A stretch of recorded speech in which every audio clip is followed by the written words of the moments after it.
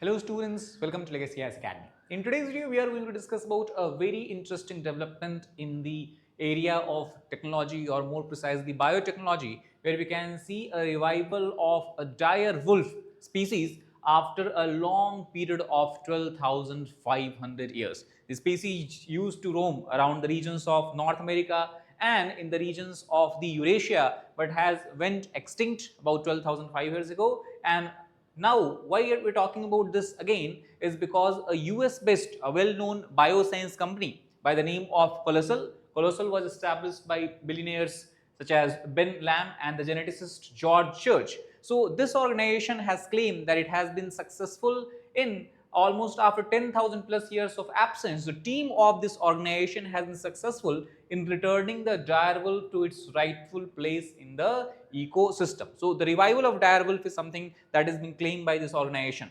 And interestingly, just a month before, the same organization also has been responsible in the birth of woolly mice, mice species that used to exist somewhere in the pre-Pleistocene epoch, and basically it is an attempt to bring back the woolly mammoth. We know that the ancestor of the modern day elephant, but much more larger in size, used to exist especially in the polar areas, or we can say areas which was largely covered by the snow caps and glaciers. So woolly mammoth also became extinct a long period or long time ago. So this is the entire attempt that is being made to revive the extinct species.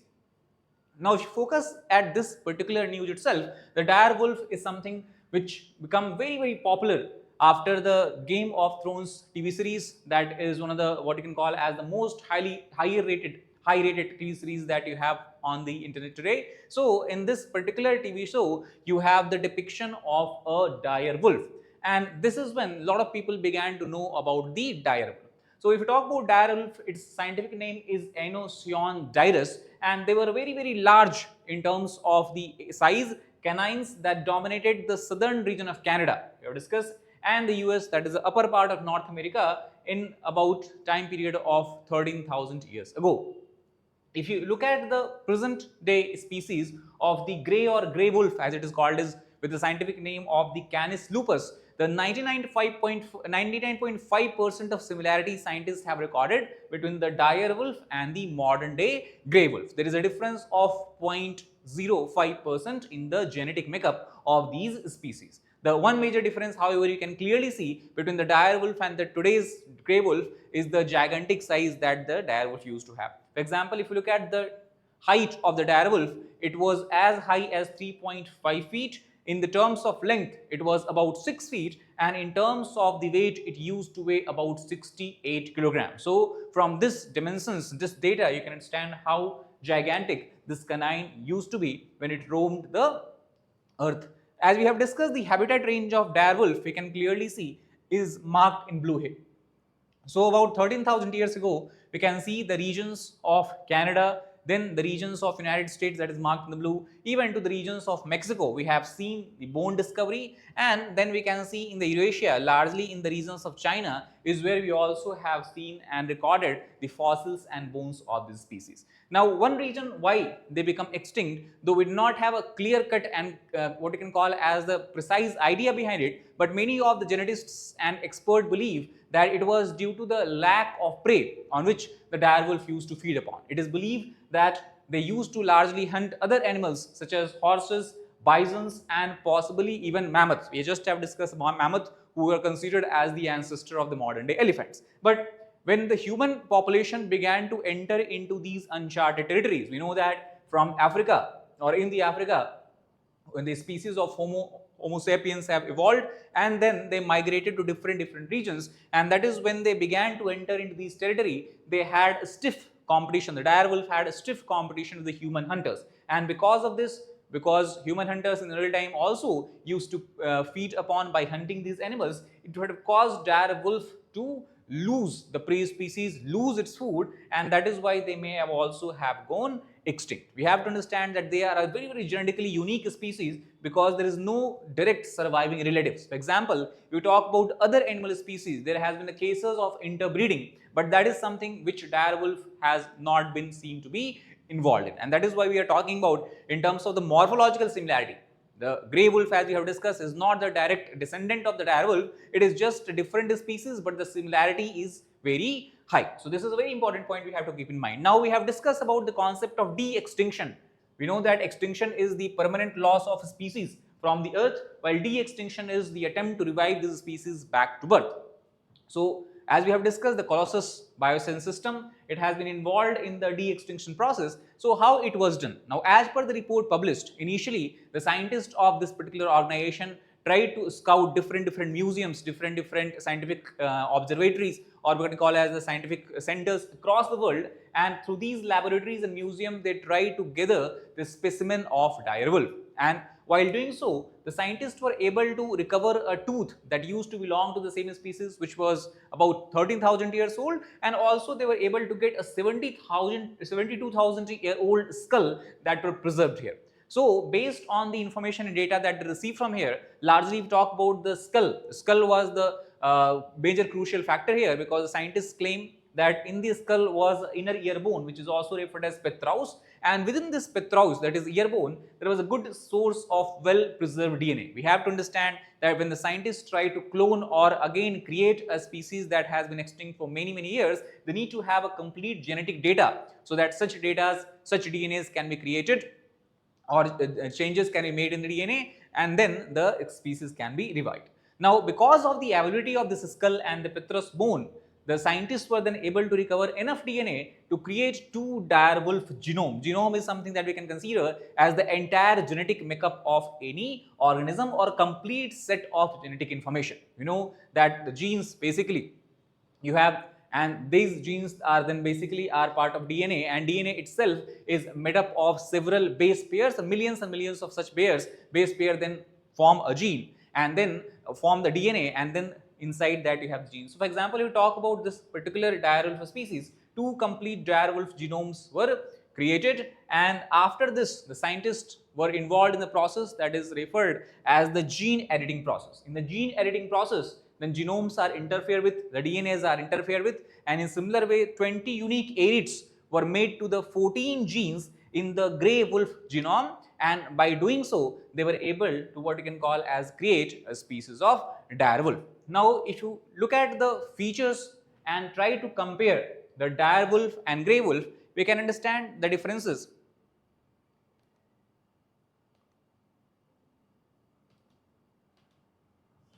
First of all, we have discussed the scientific name of both the organism or what you can call as the animals itself is different. Dire wolf is referred as Inoceon dirus, while the grey wolf is referred as Canis lupus.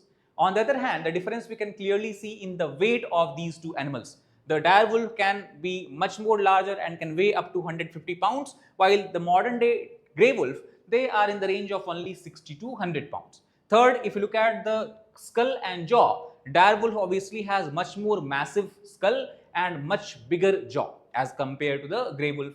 Then physical build also we have discussed, since dire wolf used to be much more taller, much more lengthier, they were much more sturdier we can say, and obviously to support this heavy weight they needed muscular leg, and that is something we see in the case of dire wolf. Then if talk about the color of coat, that is from which you can clearly distinguish between the dire wolf and grey wolf, is because the dire wolf largely used to have likely what you can call as the likely light or nearly white fur. On the other hand, clear from the name itself, grey wolf used to have grey, black, or sometime a mixture of the white fur.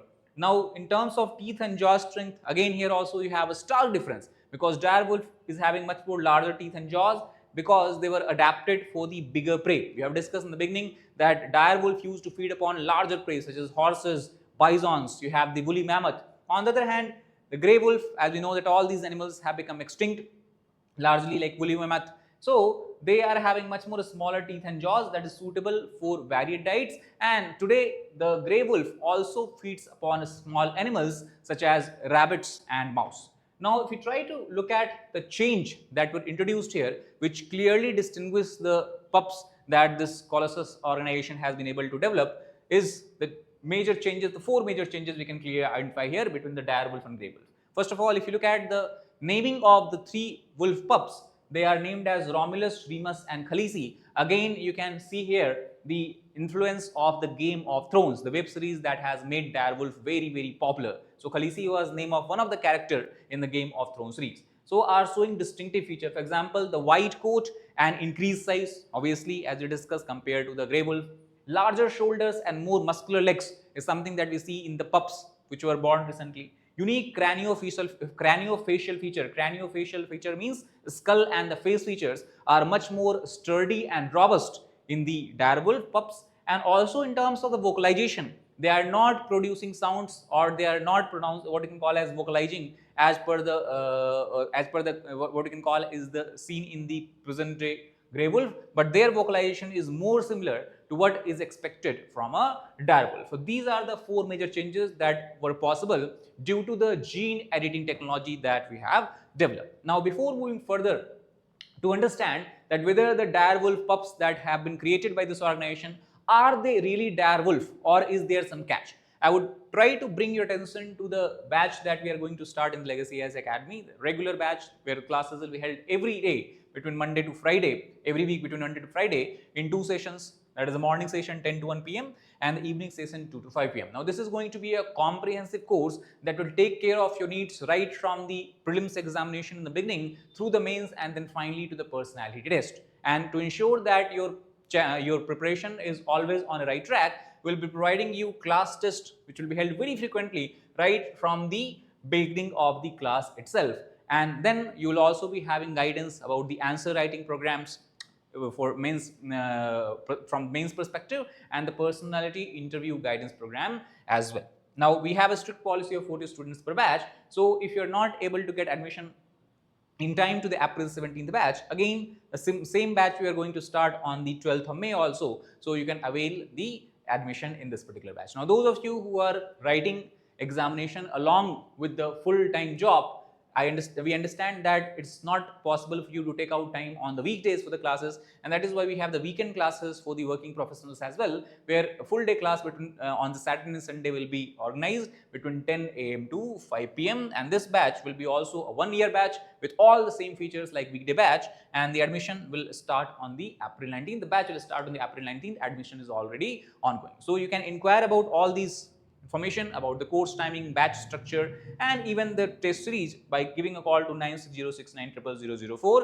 You can also attempt free All India Prelims mock test by signing up on our platform or downloading the Legacy app, and then you can check the progress because the prelims examination is just few weeks away, and it is very essential that now you understand that what are your strengths and weaknesses, which subjects are where you have to focus and put the last efforts before writing the examination. Now, coming back to the main topic, that is, are the pups that were born recently, are they really direwolf? Are these pups really direwolf or just gene edited grey wolf? Because I told you that the way how these pups have been born or have been given birth to by editing the gene of the grey wolf by measuring, or what you can call as by comparing the genes of the preserved direwolf. Now, we have to understand that if you look at the grey wolf genome itself, there is 2.4 million base pair. If you look at the structure of DNA, that is a deoxyribonucleic acid, it itself is made up of several base pairs. For example, the 4 major base pairs that we have is adenine, threonine, guanine, and cytosine. So these two nitrogenous bases create a bond, and then collectively they are referred as base pairs. So if you measure such base pairs in the grey wolf genome, there is 2.4 billion base pairs. That still leaves room for millions of base pairs of differences, because again, if I told you in the beginning, I told you that the similarity between the grey wolf and direwolf is 99.5%. That means there is a 0.5% of difference. But 0.5% of 2.4 billion is still a very, very large number, and that is why millions of base pairs have to be modified to exactly attain a genome of any species, whether it is grey wolf or direwolf.